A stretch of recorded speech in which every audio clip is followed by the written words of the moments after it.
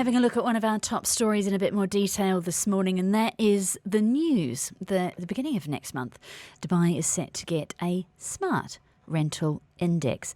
Rami Tabbara is co-founder and CEO at Stake. That is the fractional ownership company that helps people who might not otherwise be able to invest in property to do so because they just buy a bit of it. The other thing that they do, of course, is then rent out that property. So they've got good insight to the rental market on the other side of that. Rami, good morning. Thanks for joining us. Good morning, Brandy. How are you? Thanks for having me. So why does Dubai need a smarter rental index? I mean, if you've been in Dubai for the last 4 years since COVID, one of the main themes is you'll hear is landlords and tenants arguing. Landlords trying to get the rentals back to the market prices, and tenants complaining that they're getting eviction notices, which has obviously helped the market because more tenants ended up buying. But you can't have a rental market where there's always this ambiguity. Landlords believe that their property should be rented at this price. Tenants feel that they're being overpriced. So there's always those consistent, that theme of ambiguity and arguments. So I think this definitely brings in the transparency that the market needs on the rental side. Okay, so we're going to hear more from authorities about how it's actually going to be different, what's going to contain. What are you hoping for? Well, definitely, I think, with the market, the way the old system was, it was kind of like an average. It was like an online portal that gave tenants and landlords a ballpark figure of what the property that they live or own is worth in terms of rental.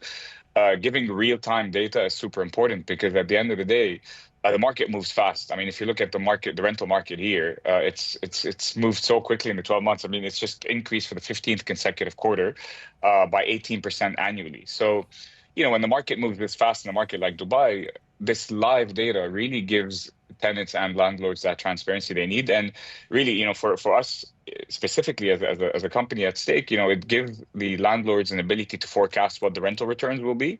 And then gives the tenant that transparency that, hey, you're not overpaying and you're not underpaying. You're paying what the current market transactions are and not an average. So I really hope this brings in the transparency that all the tenants and landlords have been looking for. What about differentiation between, buildings that might be older or newer or better, have more amenities in a neighbourhood, or even within a building itself? I mean, I'm just finishing a renovation that I feel like I have put a kidney into at the moment, and yet it would be the same as anything else in the building that was unrenovated by a traditional index. Yeah, 100%. So, at the end of the day, we get asked this on our platform a lot. Why is this property renting for more, or why was this property bought for more than another property in the same building? And I think that differentiation is super important. What you just said, upgrading a property like anywhere in the world brings you higher demand, brings you an increment in the rental in terms of the sales price.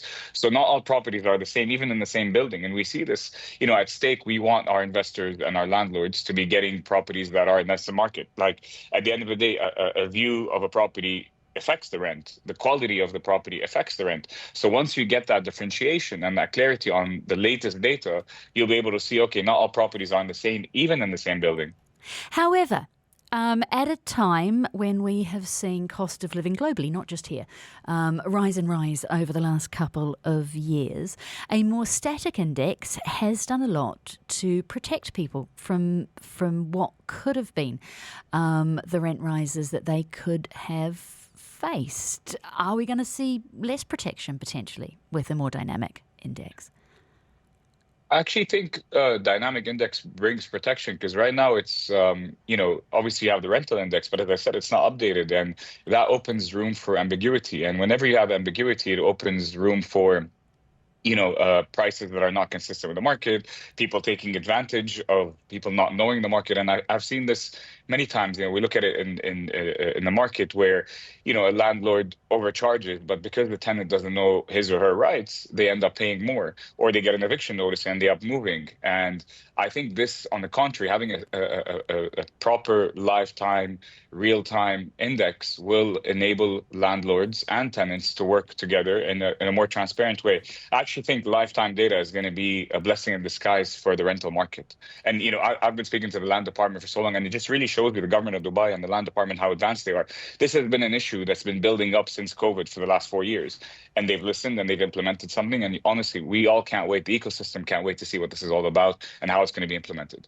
What could it mean for the stock that we see in the market? We've been chatting to short-term platforms recently who have said that, a lot of landlords have chosen to have property in the short-term market because it gives them an awful lot more flexibility. If they want to sell it, they can sell it empty, demand a premium for that, etc. Could we see more stock coming out of the short and into the long-term market? 100%. I love that you just brought up that point, Brandy, because, what we saw over the last, I would say, 24 months is a lot of people, because of this ambiguity and this unclarity in the rental market, that people are like, hey, I don't want to be dealing with a tenant that doesn't want to leave. And then they go to the rental courts. I'd rather move the property to short term because it gives me that flexibility. Once you have that lifetime data, then you are saying, hey, why should I take that risk? And we know that short-term rentals come with a risk because there's the summer months, you might not get a tenant all the time. So longer term gives you that stability. So with that lifetime data, landlords will then decide, hey, why should I take that risk of maybe a summer month dip? No, I'd rather get a 12-month rental contract and maybe a 2-year rental contract. They'll end up signing longer-term contracts on with tenants for instead of short-term. So I do see that there will be a shift from short-term to long-term, which is very healthy for the market. Rami Tabbara is the co-founder. Which, by the way, I want to say, sorry to interrupt. I want to say one thing, and that obviously helps the buildings, because one of the things that you see is when people are doing short-term, the property tends to wear out a lot more when you have to people coming in and out. So that also helps buildings on the long-term. So really looking forward to the shift from short-term to long-term in the market. Right, well, let's see what next week brings. Rami Tabbara is the co-founder and co-CEO at Stake. Thank you so much for your time this morning.